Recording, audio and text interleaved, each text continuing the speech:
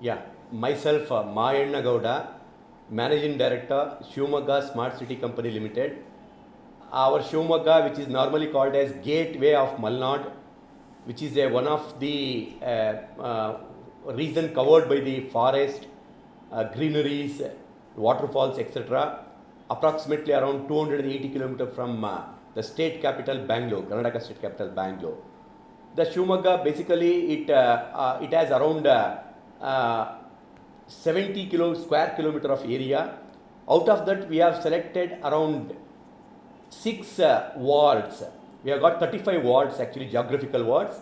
We have selected 6 wards completely to be developed under Smart City project, and 9 wards to be partially developed under Smart City project. So in total, around 15 wards out of 35 wards will be directly benefited from the work of the Shivamogga Smart City Company Limited.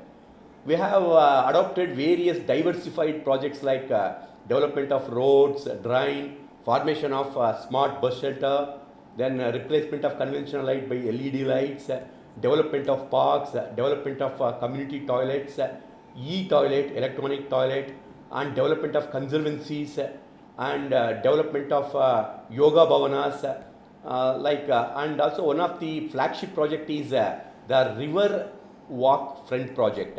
There is a river called Tunga River, and approximately around 8 kilometers of that particular bank has been developed into multi-purpose, like it caters to the need of flood avoiding, it caters to the need of retaining wall, constructing retaining wall, the all other flood can be avoided, and whatever the sewage that used to be entered into the river, that was been diverted, and it also acts as the multi-purpose amphitheater, the people recreation facility, and also by constructing a weir, we were able to form temporary boating facilities during the non-monsoon time. So diversified project we have undertaken under Shivamogga, development of Shivamogga. What were the key learnings from this particular project? Actually, the people participation, the involvement of the community, which is a major challenge that we have to focus, because we are focusing on the growth and development, comprehensive development of the particular geographical area, but the people ambitions will be the overall development of the city, which may not possible at single stretch actually. So every people, the stakeholders, the people representative, the leaders, everybody will be demanding the uniform development across Shivamogga town.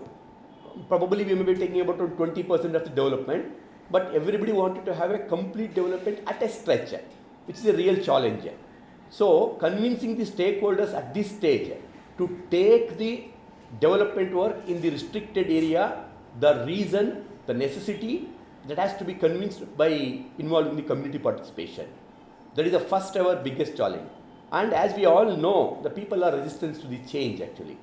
Whatever the changes that we are making, that has to be convinced to them. Otherwise, they will be involved. They will be themselves addicted to the old method of living. Actually, that changes has to be convinced to them, and people participation is the ultimate thing in implementing this type of project.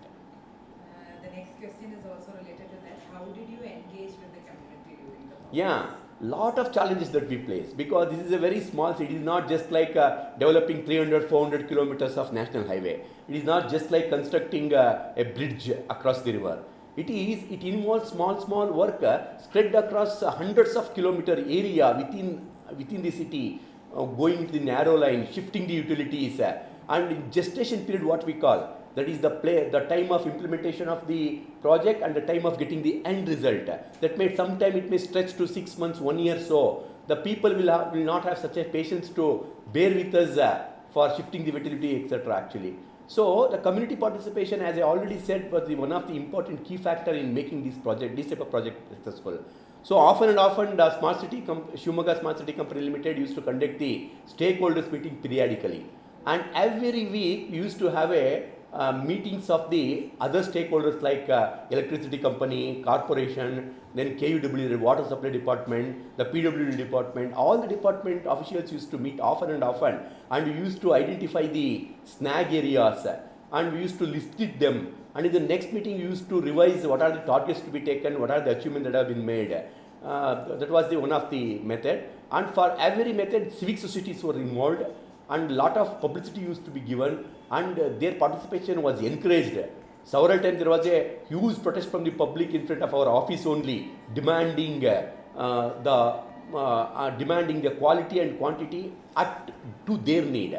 Actually, all those things we have taken it as a challenge. Actually, Banbittu, by hearing to their voice, actually, Banbittu, we were able to address the same thing in our project and making some adjustments. Thereby, the project would come to a successful end. The last question is, what is your advice to other smart city aspiring to have such a project? As I'm telling, the development of conservancies, we have developed around 110 conservancies. The conservancies are very narrow lines which were covered by houses actually. But two sides will be covered by the houses actually. The space in between the conservancy is around 4 meter approximately width. And that will be earlier used to be used as the places for open defecation, the places for urinals, the places that were used, a lot of UGD lines were passed underground, and sometimes the habitual offender used to take shelter there by doing illegal activity. And sometimes the houses which were lined across the conservancies, they used to encroach the conservancies, and they used to develop various part of their houses they used to extend.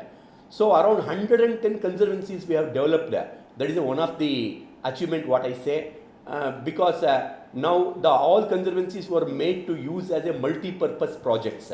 Like some of the conservancies, we have erected a playing equipment for the children.